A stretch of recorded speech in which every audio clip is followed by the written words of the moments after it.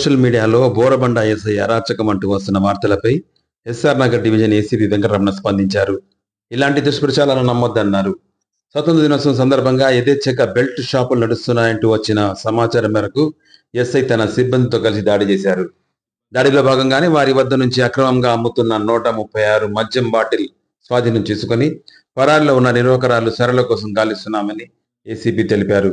Belt shop నిర్వాహకురాలు సరళపై ఇప్పటి వరకు 9 కేసులు ఉన్నాయి. ఈ మేరకు కేసు నమోదు చేసుకుని దర్యాప్తు చేసినట్టు ఏసీపీ తెలిపారు.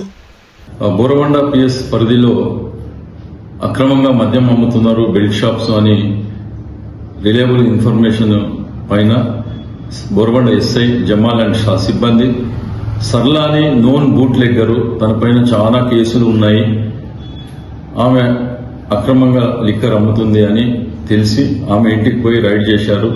అక్కడ వాళ్ళు ఇంటికి తాళం వేసుకుని పోలీసులను చూసి లోపల రానియకుండా అందులో ఉన్న టెనెంట్స్ కూడా ఆమెకు సహకరించి ఆమెను అక్కడి నుంచి బయటకు పంపేయడం జరిగింది.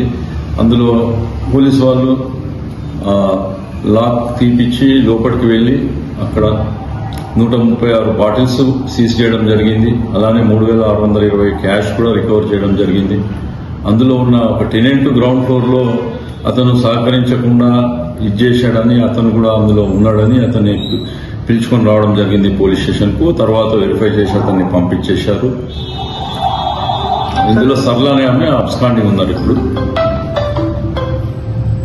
ఇంకోటి ఏంటంటే దానిపైన బూట్ పోలీసు వాళ్ళు బూట్ కాలుతుంది, దాన్ని గేట్ని అలా చేస్తారు. లేదు లేదు లేదు, వాళ్ళు లోపల ఉన్న వాళ్ళే గేట్ తెరవకుండా అడ్డుకున్నారు. మరియు ఈ 15 ఆగస్టు నిన్నటి నుండి కూడా అసలు రాత్రి నుంచి కూడా అంతా మా వాళ్ళు బాగా తిరుగుతున్నారు. ఇక్కడ కూడా ఈ లిక్కర్ అమ్మకూడదు, వైన్ షాప్స్ బంద్ ఉన్నాయి, దీంట్లో కూడా